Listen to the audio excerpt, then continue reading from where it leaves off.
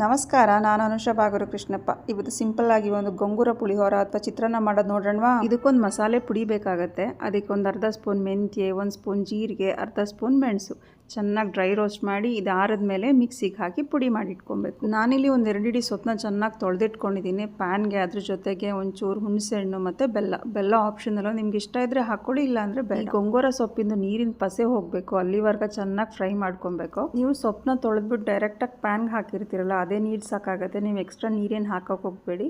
ಈ ಸೊಪ್ಪು ಚೆನ್ನಾಗಿ ಆರಿದ ಮೇಲೆ ಒಂಚೂರು ಉಪ್ಪು ಹಾಕಿ ರುಬ್ಕೊಳ್ಳೋದು. ರುಬ್ಬೇಕಾದ್ರೂ ಅಷ್ಟೇ ನೀರು ಹಾಕ್ಕೊಬೇಡಿ, ಪಲ್ಸ್ ಮಾಡಲ್ ಸ್ವಲ್ಪನೇ ಹಾಕ್ಕೊಂಡು ರುಬ್ಕೋಬೇಕು. ಗೊಂಗೂರ ಸೊಪ್ಪು ತುಂಬ ಏನು ಫೈನ್ ಪೇಸ್ಟ್ ಹಾಕಬೇಕು ಅಂತೇನಿಲ್ಲ, ತರಿ ಇದ್ರೂ ನಡೆಯುತ್ತೆ. ನಂತರ ಮಸಾಲೆ ಪದಾರ್ಥ ಏನು ಬಿಟ್ಟಿದ್ವಲ್ಲ ಅದನ್ನು ಪುಡಿ ಮಾಡ್ಕೊಬೇಕು. ಇದನ್ನು ಅಷ್ಟೇ ಏನು ತುಂಬ ಫೈನ್ ಆಗಬೇಕು ಅಂತೇನಿಲ್ಲ.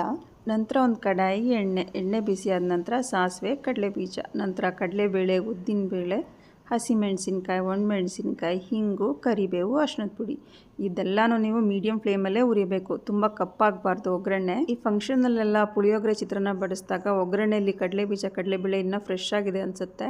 ಟ್ರಿಕ್ ಇಷ್ಟೇ, ನೀವು ಅನ್ನಕ್ಕೆ ಒಗ್ಗರಣೆ ಕಲಸೋಕ್ಕಿಂತ ಮುಂಚೆ ಸಂಪೂರ್ಣವಾಗಿ ತಣ್ಣಗಾಗಿರಬೇಕು ಒಗ್ಗರಣೆ, ಆಮೇಲಿಂದನೇ ಅನ್ನ ಕಲಿಸ್ಬೇಕು. ಆಗ ನೀವು ಸಂಜೆವರೆಗೆ ಇಟ್ರೂ ಹಾಗೇ ಇರುತ್ತೆ ಕಡಲೆಬೀಜ, ಕಡಲೆಬೇಳೆ ಎಲ್ಲ. ತಣ್ಣಗಾಗಿರೋ ಒಗ್ಗರಣೆ ಮೇಲೆ ತಣ್ಣಗಿರೋ ಅನ್ನ ಹಾಕಿ ಅದ್ರ ಮೇಲೆ ನಾವು ಗೊಜ್ಜೇನು ಮಾಡ್ಕೊಂಡಿದ್ವಲ್ಲ ಗೊಂಗೂರದು, ಅದು ಮತ್ತು ಮಸಾಲೆ ಪುಡಿ, ಉಪ್ಪು, ಕೊತ್ತಂಬರಿ ಸೊಪ್ಪು ಹಾಕಿ ಕಲಿಸಿದ್ರೆ ಮುಗೀತು ಪುಳಿಯೋರ.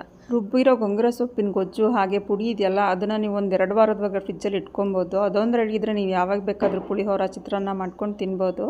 ನಾನು ಹಬ್ಬದ ದಿನ ಮಾಡಿದ್ದೆ ಇದನ್ನು. ಸುಮಾರು ಜನ ರೆಸಿಪಿ ಕೇಳ್ತಿದ್ರು, ನಾನು ವಾಯ್ಸ್ ಓವರ್ ಮಾಡಬೇಕಲ್ಲಪ್ಪ ಅಂತ ಮಾಡಿರಲಿಲ್ಲ. ನಿಮ್ಗೆ ಈ ರೆಸಿಪಿ ಇಷ್ಟ ಆಯಿತು ಅಂತ ಅಂದ್ಕೊತೀನಿ. Thanks for watching.